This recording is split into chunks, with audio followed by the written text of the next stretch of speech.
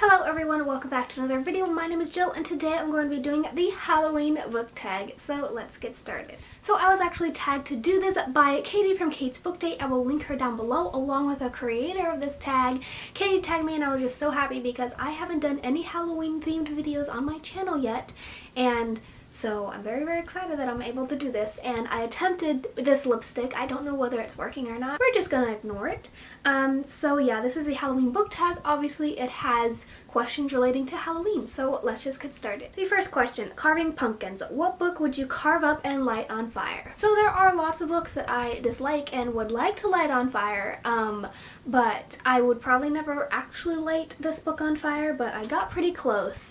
There are some books that I very much dislike, but not one that sort of have made me this angry since this book.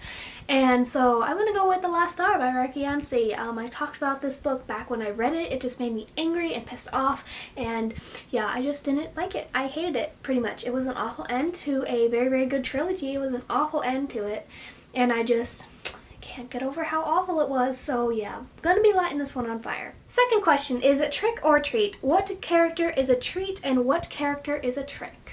So I'm going to start off with what character is a trick, and I'm not even going to say their name because it is a spoiler and I don't want to do the whole spoiler warning, but you know, Red Queen, there's this one person who you think is great but is actually awful, and yeah, I'm not going to say it, but if you've read Red Queen, you know who I'm talking about. I want to hit him with all of my might. This character. I hate him so much. And there are so many characters that could be considered treats. I could name probably 15,000 of them, but I'm going to go with John Ambrose McLaren from the To All the Boys I've Loved Before trilogy.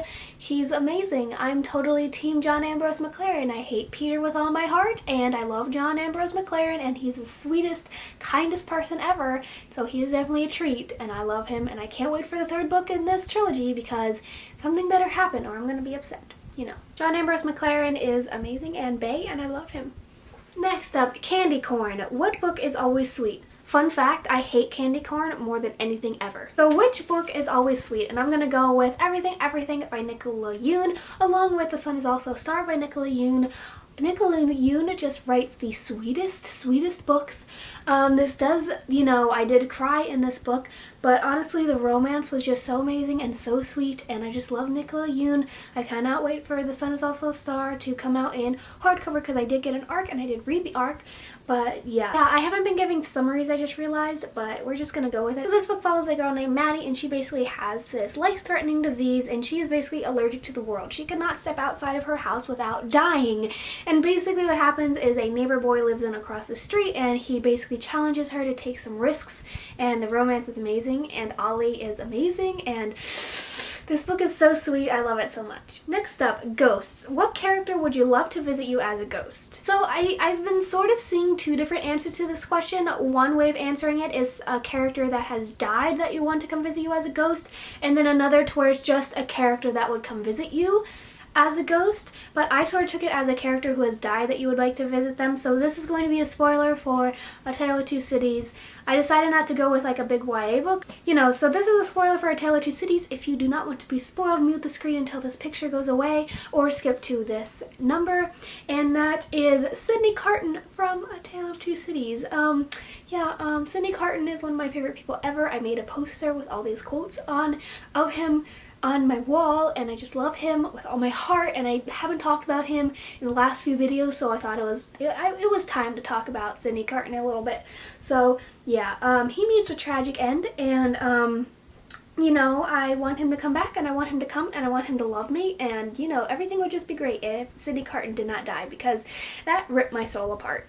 Dressing up in a costume. What character would you want to be for a day? So this question is one that I just recently answered in another tag video, and I'm just going to go with the same answer, and I'm going to say Feyre from the ACOTAR series, because Rhys and this world, what else would you choose? I mean, Rhys and this world is amazing, even though like bad shit is going down and happening to these characters. Rhys though, I mean come on. Witches and wizards, what is your favorite Harry Potter moment? And I'm going to go with a sort of generic answer that isn't very funny or whatever, but I'm just gonna have to say the Battle of Hogwarts, both in the movies and in the books. I especially love the score that goes along with the Battle of Hogwarts in the movie, and I just really, really love that. And yeah, basically the entire last book is my favorite Harry Potter moment, but specifically the Battle of Hogwarts. And the last question, Blood and Gore. What book was so creepy that you had to take a break from it for a while? And as I previously mentioned in other videos, I'm not a huge fan of horror books, so I don't read a lot of them. So this book is not a horror book. It is actually a psychological thriller book, but it's still, I was reading it really, really late at night, and I had to put it down because I was really, really creeped out, and that is 3 Truths and a Lie by Brent Hartinger. I talked about this book a little bit. It was amazing. I read it in less than 24 hours. It is awesome. The premise sounds sort of very generic, but the twist at the end made my head spin. Basically, it follows these 4 teenagers. They go to the woods. They go to a cabin in the woods, and obviously creepy stuff starts happening, and you know, all kinds of crazy stuff. And it sounds really generic and really cliche, but I swear to God it is not. It is very psychologically crazy, and I just loved it so much.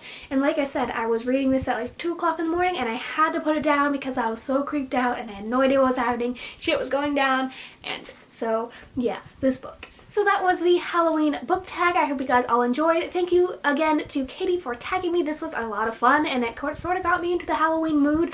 I don't even know what person I'm going to be dressing up as this year. You guys should comment down below if you have any costume ideas, specifically like sort of maybe YA characters or something like that, that you think I could easily dress up as. Comment that down below. I would love to hear your guys' suggestions because I'm pretty lost. I know I'm going to be doing something for Halloween, but I don't know exactly what and what I'm going as, so definitely let me know. I'm not going to tag anyone for this video just because this video is coming out sort of with only a week left until Halloween, so I don't want to pressure anyone into doing this, you know, because Halloween's only in like a week, so yeah, basically.